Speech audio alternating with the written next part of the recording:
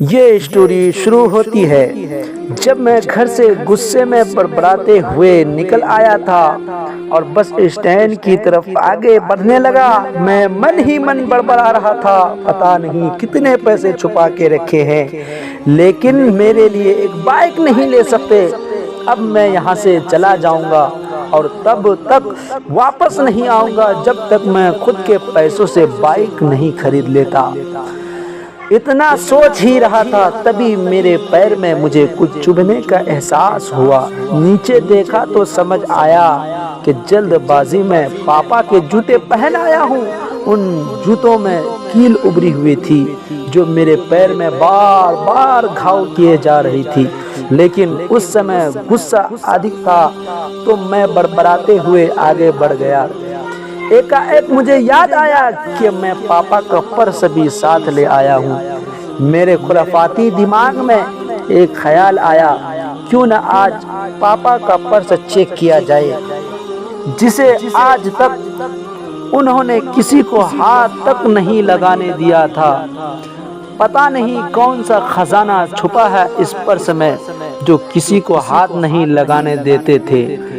जब मैंने पापा का वो पुराना पर्स खोलकर देखा तो उसमें पैसे तो नहीं मिले, लेकिन पैसों की जगह पर एक डायरी रखी हुई थी।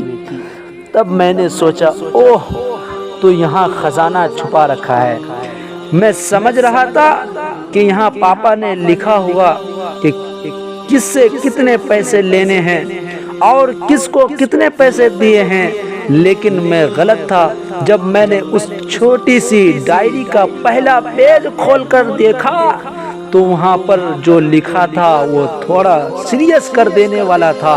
उसे पढ़ने के बाद मेरे चेहरे पर जो एक्सप्रेशन थे वो गायब हो चुके थे, क्योंकि डायरी में वैसा कुछ नहीं था जैसा मैं सोच रहा था।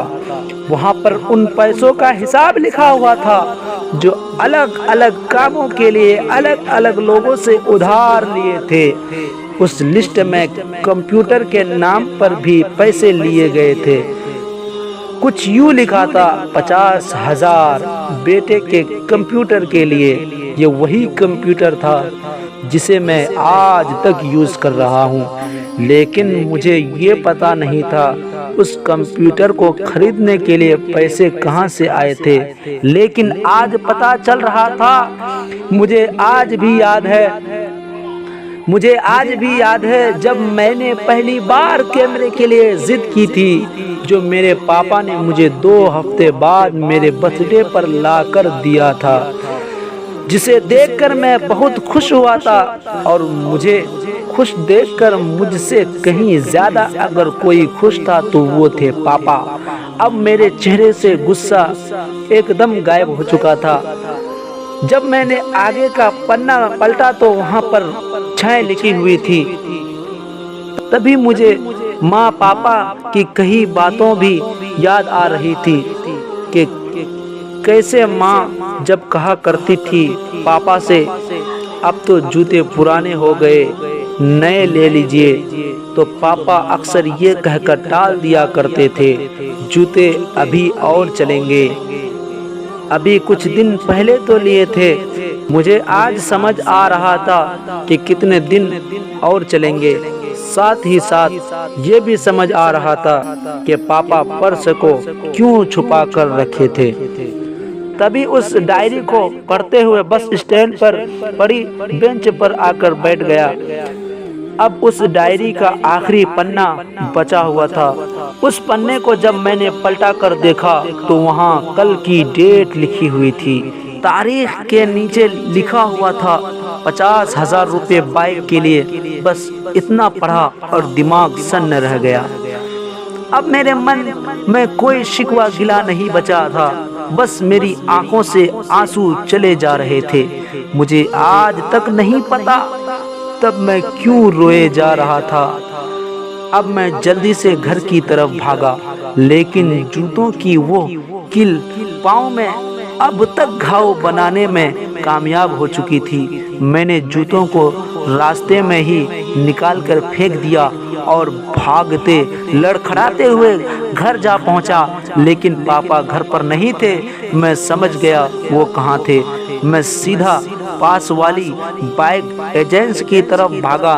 पता नहीं आज कहाँ से इतनी ताकत आ गई थी कि मैं भागते हुए थक नहीं रहा था, और वो भी बिना जूतों के, नंगे पैर।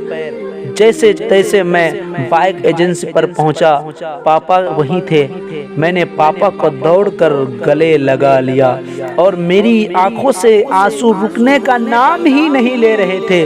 पापा को समझ नहीं पा रहे थे आखिर हो क्या रहा है, मैं क्यों रो रहा हूँ। मैंने पापा से कहा, पापा मुझे मोटरसाइकिल नहीं चाहिए, आप अपने लिए जूते ले लीजिए।